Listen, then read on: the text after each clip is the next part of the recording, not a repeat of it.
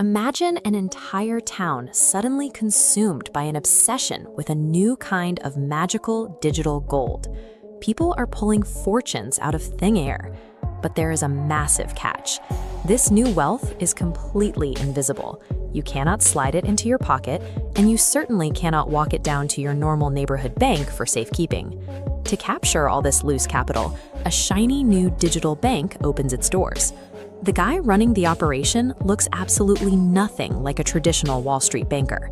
He is a young, messy-haired kid who wears cargo shorts, sleeps on a beanbag chair, and plays video games during meetings.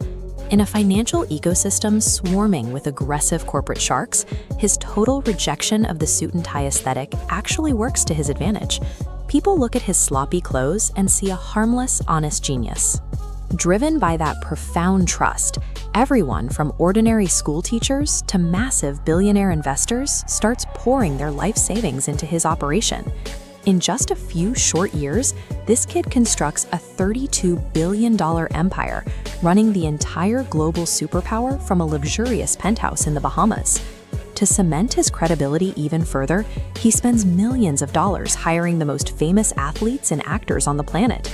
They look directly into television cameras and promise hard-working people that this digital bank is the absolute safest place on earth to park their money. The public was desperate for a financial savior. They handed over their paychecks so quickly that no one bothered to check what was happening behind the closed doors, where the Golden Boy was secretly constructing a catastrophic financial trap. If you run a bank, you follow one absolute foundational rule. Your only job is to take the customer's money, put it inside a massive, heavy steel vault, and let it sit there. The young genius ignored that rule entirely. He secretly owned a completely separate, highly dangerous financial casino located right next door to his trusted banking operation. This diagram shows exactly how the trap operated. Customer deposits entered the secure bank vault right here, but the kid built a hidden conduit connecting that trusted vault directly to his dangerous casino. He took billions of dollars in customer life savings and shoveled them straight through the back door. The people running that casino were a small group of his college friends, operating with zero adult supervision and no safety checks. They used the stolen billions to place incredibly wild bets on internet coins featuring cartoon dogs and to buy political influence, and they were violently losing that money. To maintain the illusion that the vault was full, the bank relied on constant momentum. If an old customer asked to withdraw their funds, the bank simply took the incoming deposits from brand new customers and used that cash to pay them off.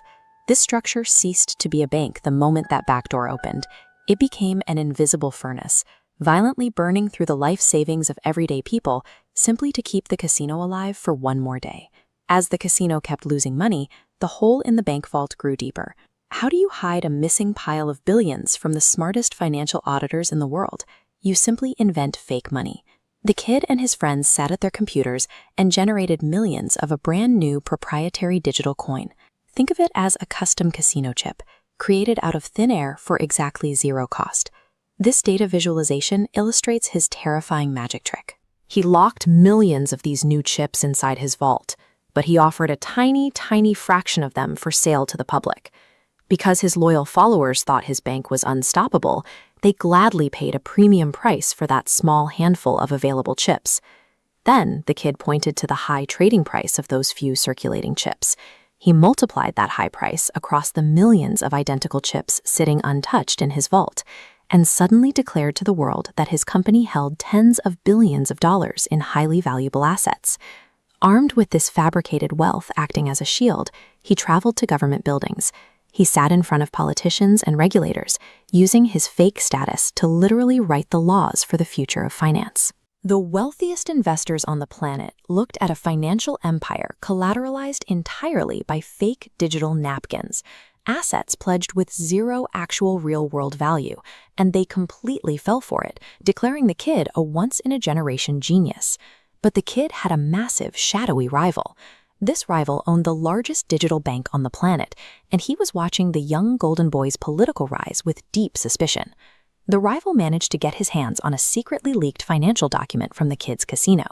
One look at the balance sheet revealed the fatal flaw. The kid's vault was completely empty, backed only by those fake magical casino chips.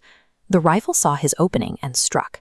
He went on social media in front of millions of followers and announced he was dumping all of the kids' casino chips because he had completely lost trust in the operation. In the physical world, a bank run happens when people line up around the block to demand their cash. In the modern world, a bank run happens at the speed of light. Within minutes of that single social media post, millions of panicked customers smashed the withdrawal button on their phones, demanding billions of dollars every single hour. Trapped in his tropical penthouse, sweating and terrified, the young kid desperately posted flat-out lies to the public. He swore the bank had plenty of cash and begged the customers to calm down. They did not listen. The requests piled up until the computers simply broke. When the massive virtual doors of the digital bank were finally forced open, customers expecting to find $32 billion found an empty, echoing room. The money had vaporized.